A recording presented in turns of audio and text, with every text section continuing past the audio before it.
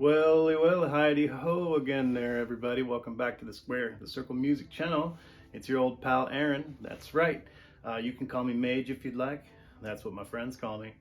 Um, yeah, you're stuck. You're stuck here again at Square, the Circle Music channel, where we talk about circles and squares, record collecting, and music appreciation. All that fantastic shit that you all love, right? So, go over to the Instagram, say what's up. You can find me at Square the Circle Records on Instagram. Scroll down on my video history and like and subscribe to my channel. Check out my contest video that I did about a week and a half ago or something like that. Yeah, scroll down, find that contest video, do the thing, enter into my contest, and I'll put your name into a hat and you can win a cool prize. So there's my spiel. So tonight I wanted to do something that I guess is a little belated, but I just wanted to say, you know, again, Heidi ho, neighbor, you know, and welcome and kind of introduce myself to everybody and thank you all for being so, you know, kind and communicative and you know, just inspirational and welcoming into this vinyl community. And I've never officially introduced myself. I've never done like a welcome video, hello. So I'm gonna do that tonight. I'm gonna do that, and I'm gonna do like a quick like rig rundown, so you can just kind of like take a look at my spot where I just sit and spin. So yeah, that's it. Kind of just an introductory kind of thing for any of you folks who are just now stumbling across this funny little hole in the wall in small town Oregon where I dwell under my little rock.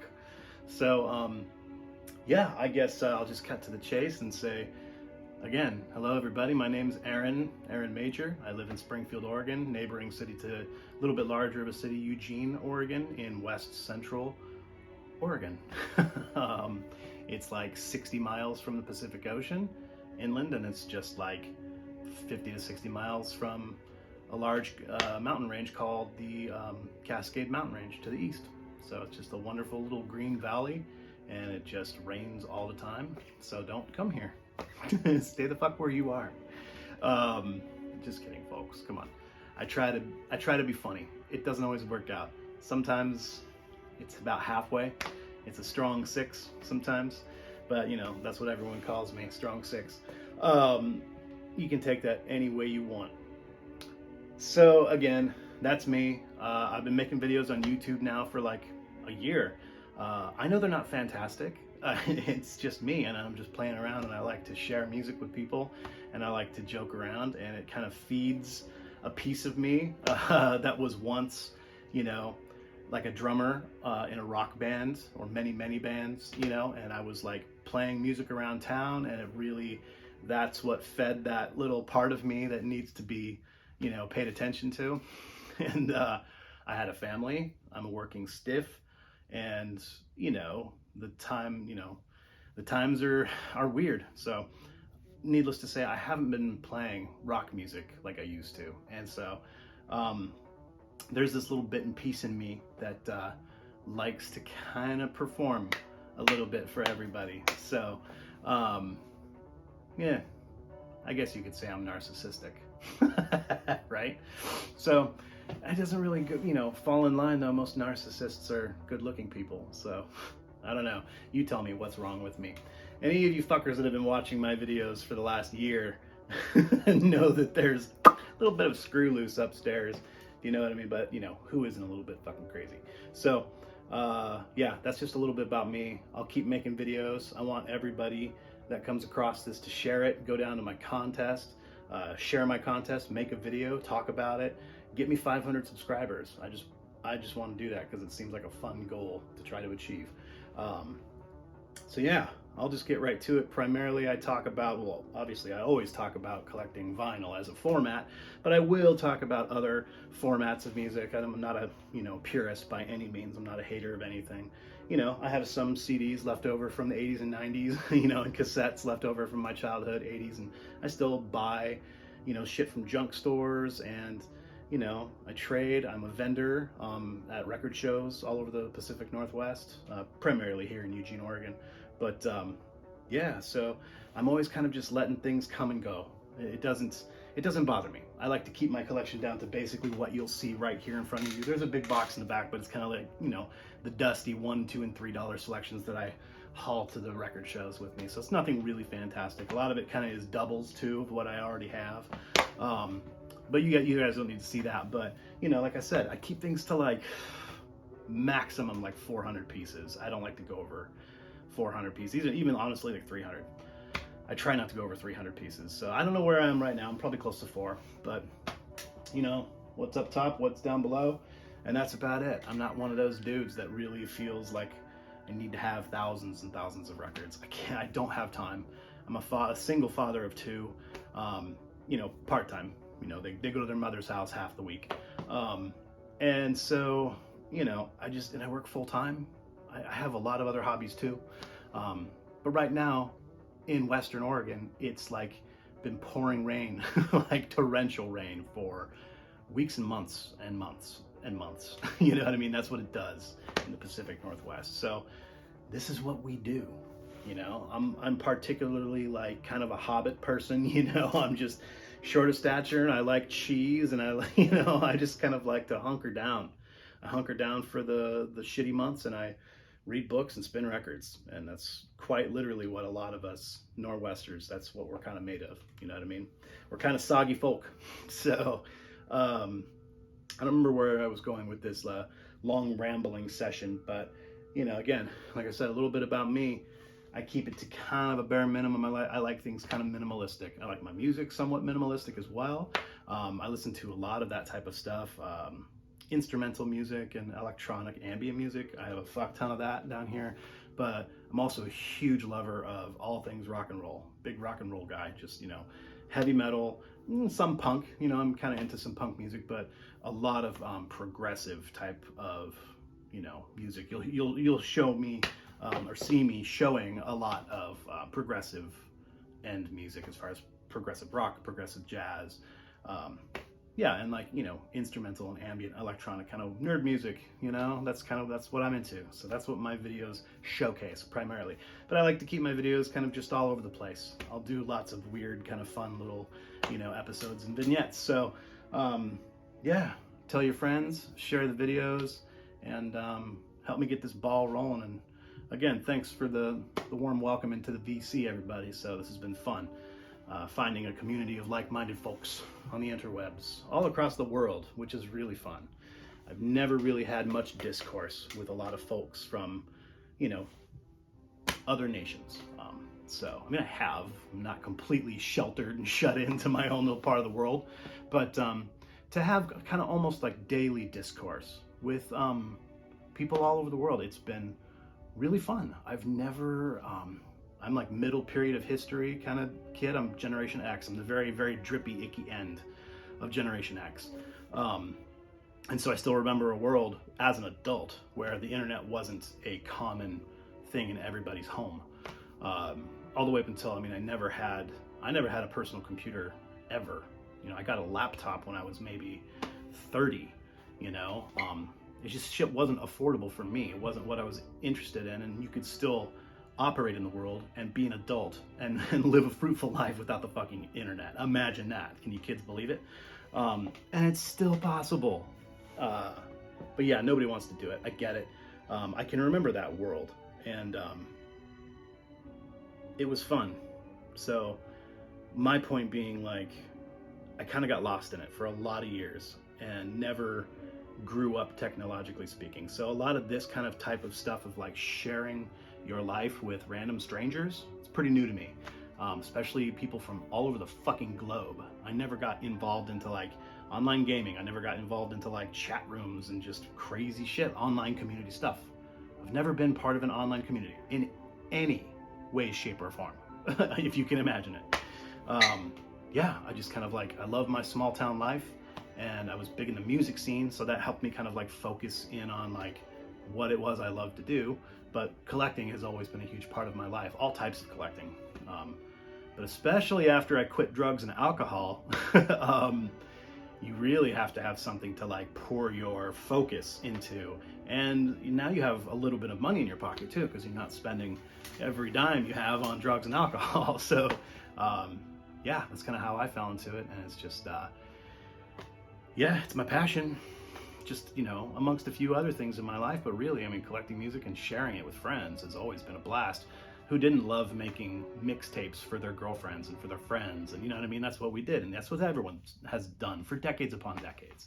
But, you know, especially 80s, early 90s, that's what we did for each other. You know, when you liked somebody as a friend or more, you know, the first thing you did was start thinking about the music that, you know, inspires you about them and reminds you of them and whatever else. And, you know, you write all that shit down, put it in a book and make them a mixtape. You know, I miss that part of life. And I never wanted to let go of that. So I never kind of really embraced, like I said, this online world, everyone living their life online and sharing parts of themselves and aspects of their life and what they are passionate about. And I never thought to try to express that over something like the internet. So I kept that for kind of organic person-to-person type of lifestyle. So like I said, this is all new to me, talking to a camera and sharing myself with the world. So boy, I really went into a weird place there, but long-winded introductions, that's what I'm known for here on the Square the Circle Music channel. Your old pal Mage, that's me. Let's take a walk. I don't have like a music room. This is just my living room. So welcome to my living room, and this is just like one wall. That's all I got. One wall in my living room. Pretty humble setup. But yeah, I'll show you my setup. So give me a split second here. I'm gonna man the backside of you. Okay, everybody. So I guess let's take a walk, shall we? We'll head over here and we'll just have a look at this is my rig rundown, everybody. I've had so many turntables, more than I can count, and I'm pretty settled into this guy. Really like it. I did a review of this turntable on my channel, I don't know, probably about 5 months ago, something like that. But this is the Fluence company, and this is their model RT/81, the RT81. It has everything I need. It's badass. It's just got your very, very simplistic on-off, you know, middle setting is off, and to the left is the 33 RPMs and 45s on the right. It is, I guess you could say it's semi-automatic because it does all those things, you know, a fully automatic will do, but it just won't return the arm. So, but it will stop. It has a selector on the back, and it will stop the platter from rotating upon, you know, the end of the record. Once it gets to the dead wax, it takes it a minute, not a minute, it takes it like, you know, 20 seconds, but then it stops and just sits there. So yeah, I had this really nice like wood grain weight that I got, the center weight, but unfortunately I discovered after getting this center weight here that my desk cover wouldn't shut all the way. It would dunk and it would just sit right there. And I was like, damn it. And of course, you then, you know, it'll fuck up the platter and it won't spin properly. So I had to take it to my wood shop there and it's not a very straight cut, but you can see I did the best I could. I sanded it off and re-stained it. And so, yeah, you know, it works. That's why there's a weird ass spindle hole at the top, wherein normally you just see a nice shiny knob that you can pick up and grab. But, you know, hey, it works. Super simplistic turntable, but, you know, I wouldn't even say mid-range. It's just kind of the upper of the lower range tables. I see them generally for between like 300 and 350 bucks. I got mine on sale for like 250. Pretty good sales online when you research. You know, again, really simplistic stuff, and it's like these parts are plastic, you know, but the tone arm is, you know, whatever, probably just lightweight aluminum, but all the rest of the parts are primarily plastic. So it's nothing extraordinary, but in my opinion, in my experience, spinning records for my whole life, but being an aficionado of some sort, I guess I shouldn't call myself an aficionado. I certainly am not, but just an enthusiast. You know, my experience as an enthusiast, the turntable, the deck that you're actually using is probably the least integral part to an entire, you know, wonderful sound. You guys understand what I'm trying to say. I'm not saying it correctly though, but it really is just like, it's just kind of where to begin and not where to put any real emphasis on as far as like how much money you want to spend in your system. The importance sheerly lies right there. So I primarily spin with a full cartridge by the Nagaoka company, the MP150. It is absolutely magnificent cartridge, perfect for anyone that's kind of middle of the road as far as you're willing to now kind of like you want to achieve a certain level of grace within your you know, your audio experience. And so this really achieves that level of, like I said, grace. And wow, you know, middle of the road price range, you can find these online for anywhere between $300 and $400. Usually you're gonna pay almost $400, but holy shit, does it sound magnificent. So can't recommend it any higher. It's just magnificent. The Nagaoka MP150. So that's what I'm using right up in the face. Very happy with it. I have a secondary stylus that came with the turntable. I didn't do any of the upgrades, and so I was really unhappy with it. I tried to let it warm up for roughly about you know, 3 or 4 months, however long I've had this turntable, and it never really did much, and it just sounds like garbage, to be quite honest. So I put it away for now, and I bring it out when I have stuff from, like, the, you know, the junk store that I want to test out and see how it sounds. And so that's what that's for. There's my speaks, my loudspeakers. Those are Sansui SP3000s. They are fucking dope. Really nice, you know, medium to light walnut cabinet finish. I love the way these grills look. They're in fantastic shape. You know, dark fabric with that dark lattice pattern, or whatever you would call that. Yeah, I love these things. Found them probably about, like, I don't know, about 6 or 7 years ago on eBay, but it was a local seller, luckily, somewhat local. I had to drive down to Medford, Oregon, which is, you know, like a 3-hour drive. It's not bad. Shut down south for a while and met up with this dude and scored those fucking things. They have, I mean, you know, kind of like your classic, just standard 8 ohm impedance, whatever, but their output is just, it's pretty fucking intense. Like, they really, they can really pack a punch. It's got these interesting settings that I've really never found any real great use for, because if you adjust the high and mid range, you really don't hear any difference between the two. But then each, I don't know if you guys can see this, it's clear, natural, and soft. That makes some difference in why anyone would ever want to put it on the soft setting. I couldn't tell you, but the middle and soft, the natural and soft, they just sound really muddy, and I hate them. So I just always keep it on the clear setting, and they put out, you know, for what I'm trying to achieve here. Like I said, I'm not listening to any fucking crazy ripping hip hop or anything like that. I don't need a shit ton of bass. So for what I enjoy, they're absolutely perfect. And then kind of the piece de resistance, in a sense, nothing really special. You know, it's really standard middle of the road Marantz, but love that look, love that sound. Holy shit, you know. I really dig the Cool Ice blue LEDs that they put in now, and yeah, I found this for an incredible price. Some of you folks might be kind of shaking your head a little bit, because there was videos like a few months ago where I was really just kind of like fed up with the chase, you know, the lifelong chase of like getting, you know, vintage gear that won't take a dump on you. So I was like, fuck it, I'm only buying brand new stuff now. And, you know, I got like $170 Yamaha amp from like Best Buy, and it sounded like dog shit. I couldn't do it anymore.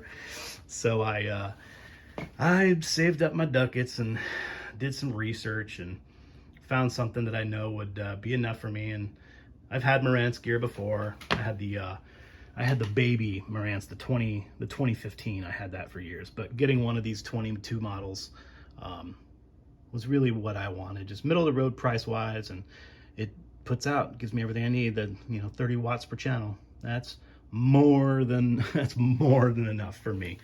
Not really running anything downstairs of note. Just cheapo used goods for a cassette deck and for a CD player. So nothing extraordinary there, but yeah, stuff is starting to pile up. I got to start reorganizing and clean up. But hey guys, that's my rig rundown. So again, pretty simplistic, but definitely achieves, what it's supposed to. So yeah, again, like I said, thanks for hanging out with me, and welcoming me into the vinyl community. So everyone check out my video history. There's some really great shit for everyone to enjoy. And that's all I got for you guys tonight. So peace in the crease, motherfuckers.